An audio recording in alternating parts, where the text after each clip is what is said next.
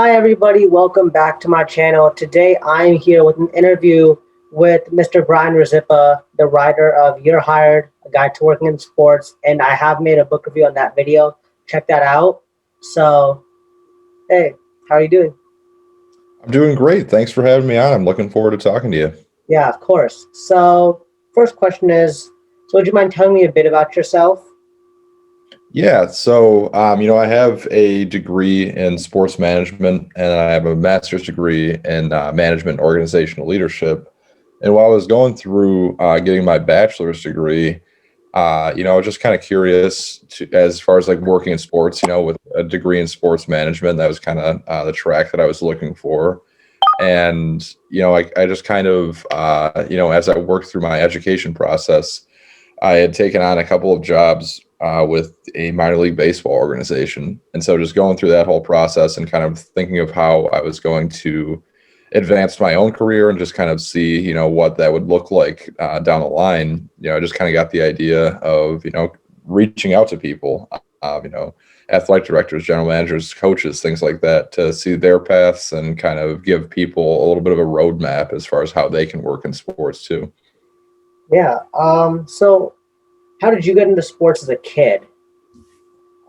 So my dad was always a huge sports guy, and so just naturally through that, he was my coach throughout quite a bit of my time playing baseball and things like that.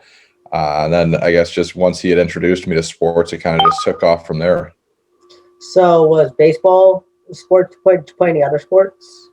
I had played baseball throughout high school, and outside of that, I've just, with my friends and stuff, have played basketball, things like tennis, golf, Yeah. all pretty encompassing.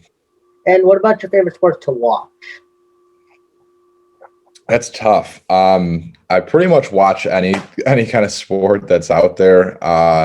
I think in person, I probably would lean towards hockey games. I'm in the Detroit area, so the Red Wings are obviously pretty huge around here. Yeah. I also love going to baseball games as well, and I think that's probably because I'm just a huge fan of baseball. Yeah, baseball games are pretty fun. So, like, you thought, did you think in like high school of pursuing a career in sports, or was that more like towards college?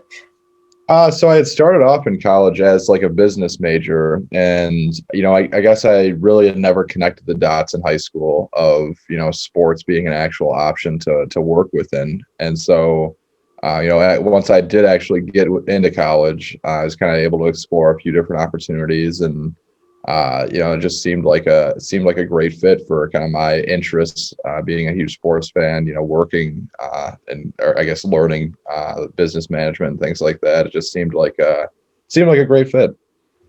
Yeah, I mean that makes sense because like I want to because I'm a big sports guy myself, and I don't know if I want to go into like the coaching side or anything like that, but like I like medical, so I like what I'm Mhm. leaning to is like a sports doctor. Be like an NFL team doctor would probably be like the coolest job that I could get. Yeah, Like a Chiefs team doctor, that'd be so much fun working with all the players. yeah, no, that would be definitely fantastic. Yeah, that's one of my jobs. And so in the sports industry, what jobs have you worked? So I've worked in communications with the minor league baseball team, so that kind of involved working in media relations, so setting up interviews with the players, kind of coordinating the different media and things like that. Then on the other end of that, that also involves putting together things like programs, running the social media, kind of things of that nature. I've also worked on like the merchandising side, so just within like the team store and things like that, working with inventory, again, different merchandising and things like that. Outside of that opportunity in minor league baseball, I've also worked in video coordinating with a basketball agency. So that was basically just like cutting up film and things like that for scouting purposes. And outside of that, I also had worked in minor league basketball in kind of more of like a general management kind of role. So that was, managing personnel, setting up kind of the different sales staff, game day staff, things like that. So kind of been really all over the place. So like you're a GM in the G League? It wasn't in the G League. It was what was the ABA. So that was kind of Okay. a more well, I mean, it was across the country, but I believe has since folded as a league. Could be wrong, but Yeah. What's been your favorite job to work out of all of those? that's tough. I would probably lean towards my experience in minor league baseball, working in media relations. Just provided me a ton of different cool opportunities. You really can't beat it where you're working on the field before the games every day. Working in the clubhouse and things like that, working with the players. So that was definitely a cool experience, and met a lot of great people through that too. Out of interest, which team did you work for? Which teams Uh, in baseball? Yeah, so I worked for the Toledo Mud Hens, who they're the AAA affiliate of the Detroit Tigers. So through that, I was able to meet some of the Tigers, which was interesting. That would be fun. And Yeah, then, interesting. so what inspired you to write your book? Because you're like in the sports field, but like, what inspired you to write a book to help people? Yeah, so my background, like I've written online and in newspapers for probably around 8 or 9 years now, and so I mean the writing aspect and the journalism aspect of it just kind of came naturally to me. You know, in addition to kind of providing people with a guide for, if they want to work in sports themselves, I think that another big part of sports now, just with social media and with fantasy sports, with sports video games, things like that, I think that a big part of sports that people are interested in is a lot of times the stuff off the field. So, draft picks, trades, things like that, just behind the scenes kind of stuff. And so I think that through the book, I kind of worked to provide that background of how these people get into their roles, and then how trades happen, how free agency, things like that. So I just kind of wanted to, as a sports fan myself and as someone that had worked in sports myself, just kind of provide that whole picture for people. Yeah, that makes sense because like there's a lot that goes into it. Because like on fantasy and stuff, it's so easy. Just like I'll just trade these two players for this guy. I'm done. But like behind the scenes, there's like I feel like there's a lot more that goes into it with real things. Because like also fans too, because fans are probably one of the hardest parts sometimes to deal with. Because like you trade somebody and they'll either be extremely happy or extremely mad, and like they don't always look at like the finer details. Yeah, no, and I think that that's a pretty big thing is that, that gets lost is that a lot of times fans don't have the full picture, the full information, all of the information that goes into different trades. And then beyond that, even, I mean, you're dealing with like human people, these are Yeah. people's lives. So it's not necessarily as easy to, cut people and sign others and make these different trades. So there's just a lot of elements that go into it, I think, that are kind of overlooked. Yeah, I know. Because like me, because I'm a Chiefs fan, and like in the off season, we let Kendall Fuller go to Mhm. Washington, and he had like the Super Bowl game-ending pick. He was my favorite defensive player, and I was so mad when we let him go. And now, because like it was definitely more of a contract thing. Because I mean, Patrick Mahomes got like a mega deal, but like I was so mad. But I feel like there's so much stuff that goes inside that decision to let him go. Yeah, and I mean with salary caps and whatnot too, I mean, obviously you get as a fan, you just get connected to players, but it's tough because you can only if your team is great, you're going to have the, I guess, problem of not being able to retain all of your good players. That's just kind of how it goes, unfortunately. So I mean, good for the players to get paid, but Yeah, I kind of know. sad to see them go. Yeah. So what's like the hardest part of the book writing process? Um, That's a tough question. I mean, I think that it's kind of different for everyone. So I mean, like I've said with having that background in journalism, I do have the experience of kind of creating content by a deadline and things like that. But I think that where it differs kind of is that it's one thing to write like a few articles every week or every month, whatever it may be, but to actually sit down and commit to an idea and actually build out 100, 200 pages of it, it just can be kind of grueling, and it can test you along the way to see how committed you are to that particular idea.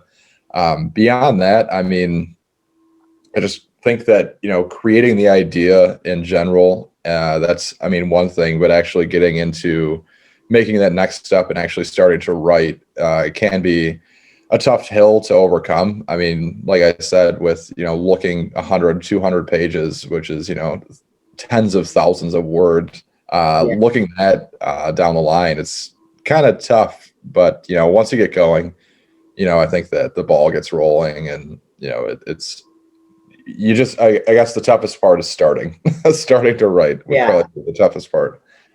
Is the publishing process not hard compared to that?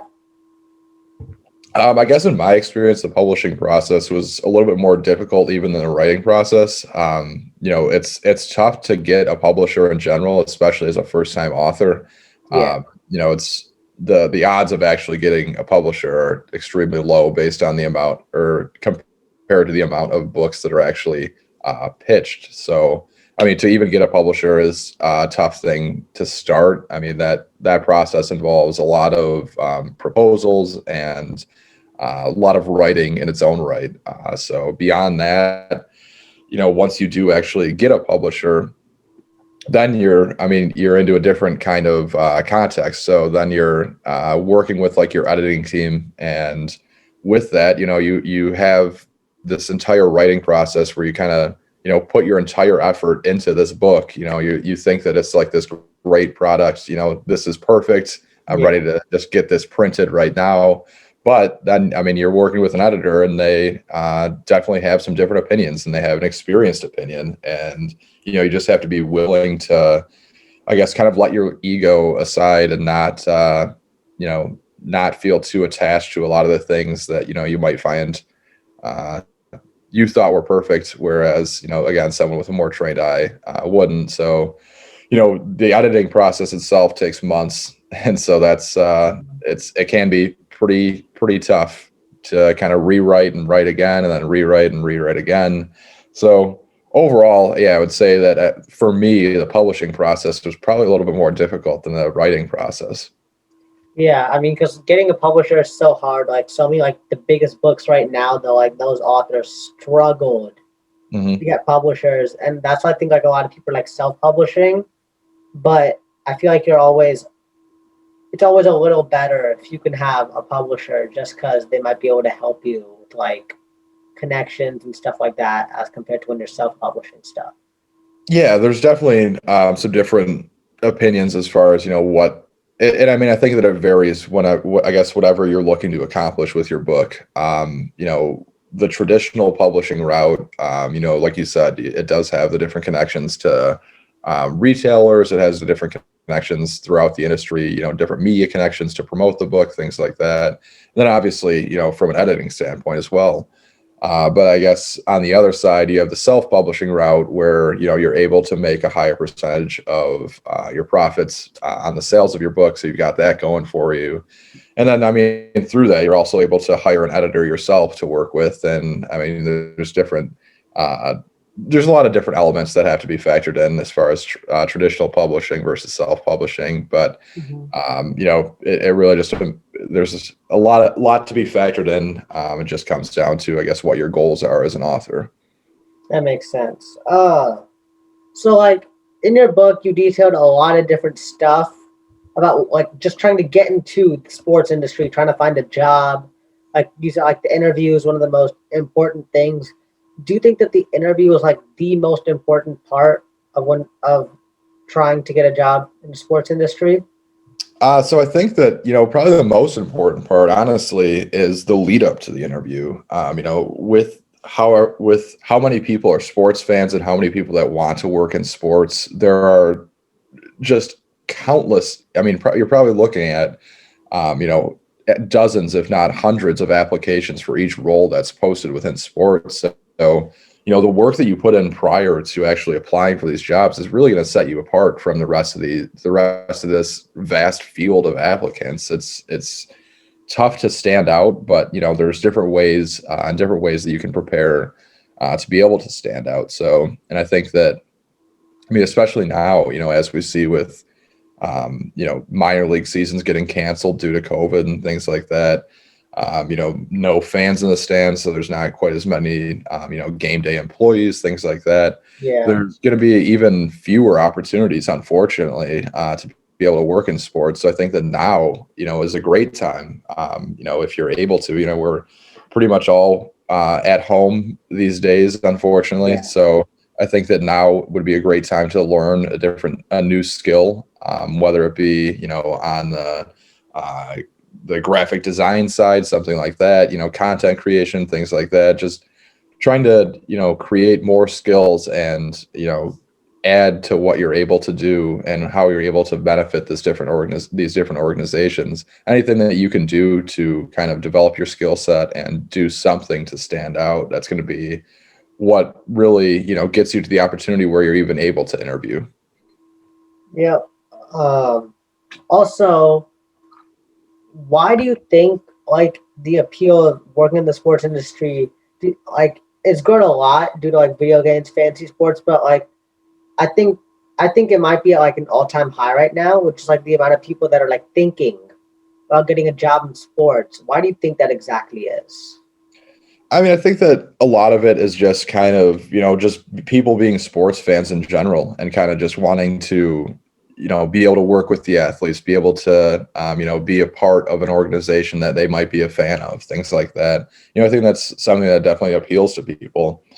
And, I think that while that's true, you do get these different opportunities. And I think that working in sports can be super rewarding. I think that something that people really need to realize is when you're working in sports, how often your work really has nothing to do at all with sports. Yeah. There are times when I was working on minor league baseball where I wouldn't have the chance to watch the game or anything like that. I would just have different duties that were completely unrelated to sports. And Hmm. the along with that, the hours are tough. A lot of times the pay isn't that great. So I mean, there's just a lot of factors to consider. But I think that overall, yeah, I think just being able, again, I think that's what stands out is just being able to be a part of an organization and be, I guess, within the general realm of sports is something that appeals to a lot of people.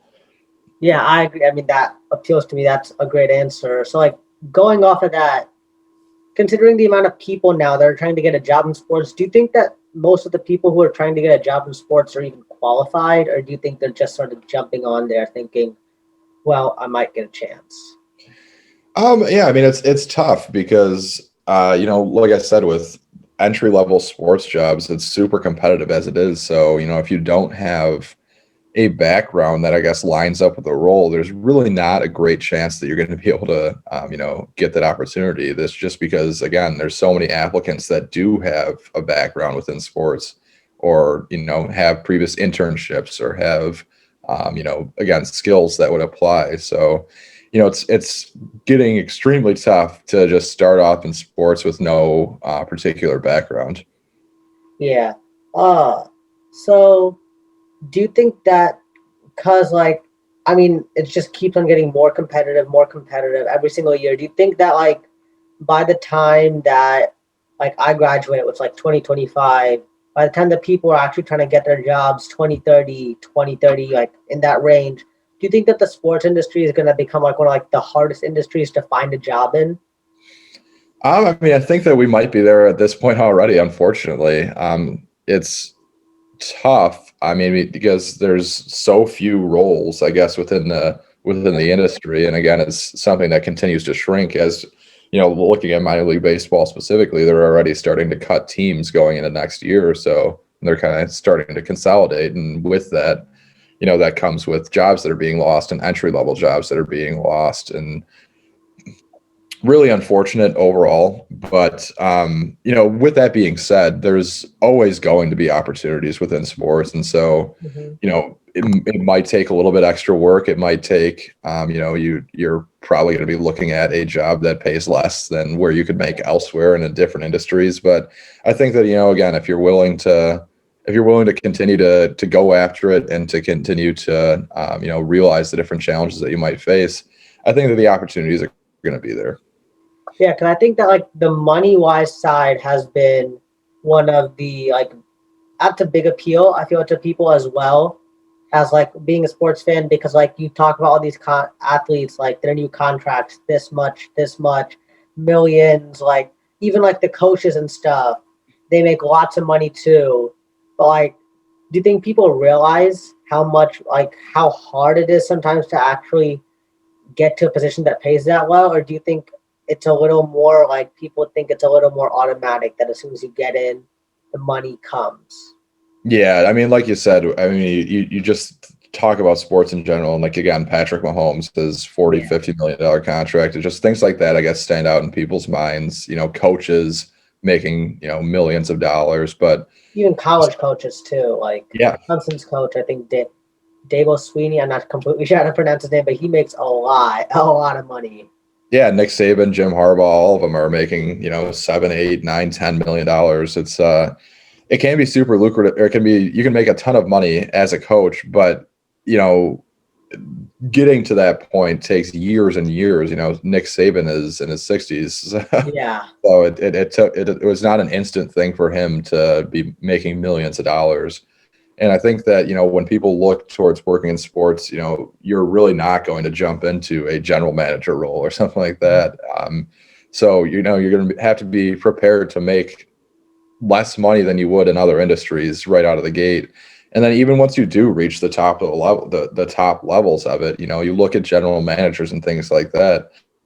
These are people that have, great educations. They have a wealth of experience in managing huge organizations. And so, you look at the opportunities that exist for them outside of sports, there's a good chance that they could be making more not working as a general manager. yeah, So they could be making more elsewhere. And so I think that, you probably shouldn't be working in sports for the money. There has yeah, to be some level of passion and some level of interest in sports involved in it.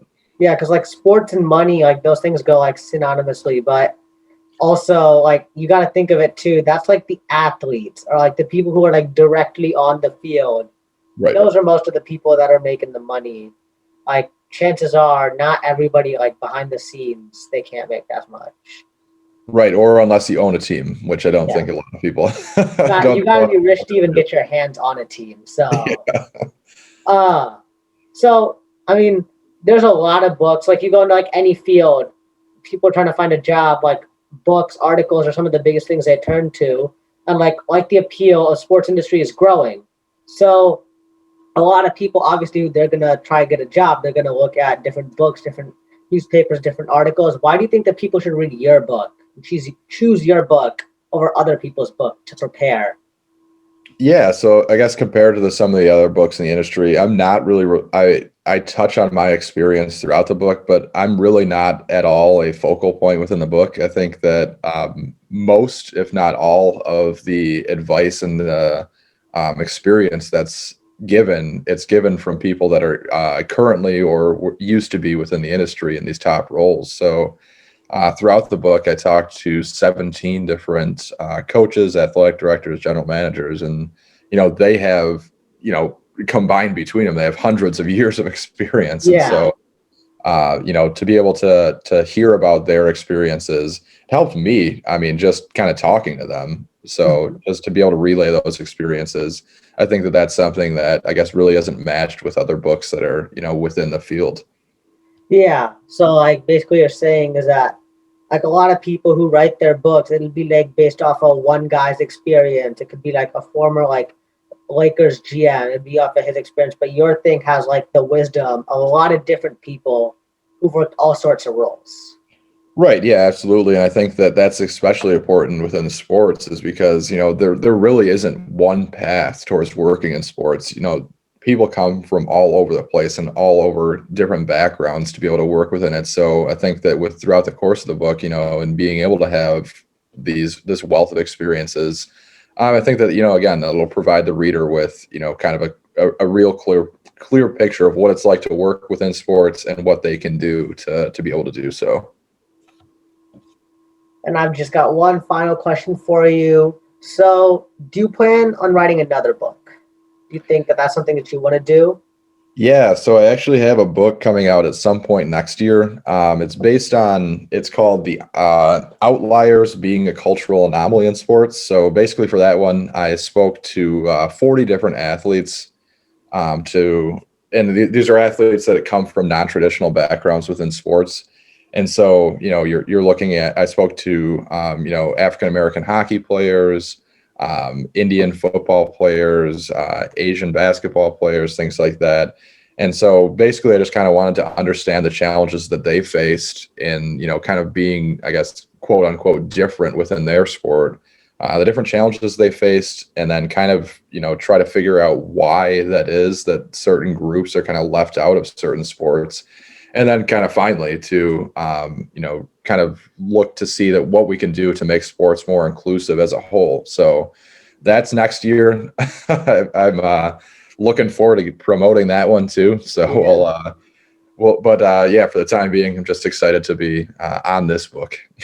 Yeah, I mean, book writing's probably like, it's like, I feel like when you get it published, you're probably like, I did it. Yeah, then the real work starts. The real work starts. Yeah. Well, yeah, that's pretty much all the questions I've got. Thank you so much for taking time to come on the channel, do an interview. I read your book, like you sent it to me. It was a really good book. I really enjoyed it. And because I've also thought about working in sports, it was like an eye opener to me that it's so hard. And when you think of sports, the first thing that you think of is usually athletes and the coaches. But that's like, there's like so many other roles besides those. And that's what I think is like the best part of your book. Yeah, no, I mean, I appreciate you having me on. I appreciate you reading it. And yeah, I mean, if you have any questions, if any of your viewers have any questions for me, by all means, just reach out. I'm on Twitter, I'm on Instagram, and all that. Just my name. So Brian, Brian, Rzeppa, Rzeppa, and be happy to answer any questions about working in sports, about the writing process, really about anything. Yeah, everybody make sure to do that. Again, like I said, read this book. I really think that anybody who wants to try to get into sports is thinking about it. I think this book is going to be a fun read. And yeah, that's pretty much all I've got for today. Again, thank you, Mr. Rzeppa, for coming on. Thanks for having me.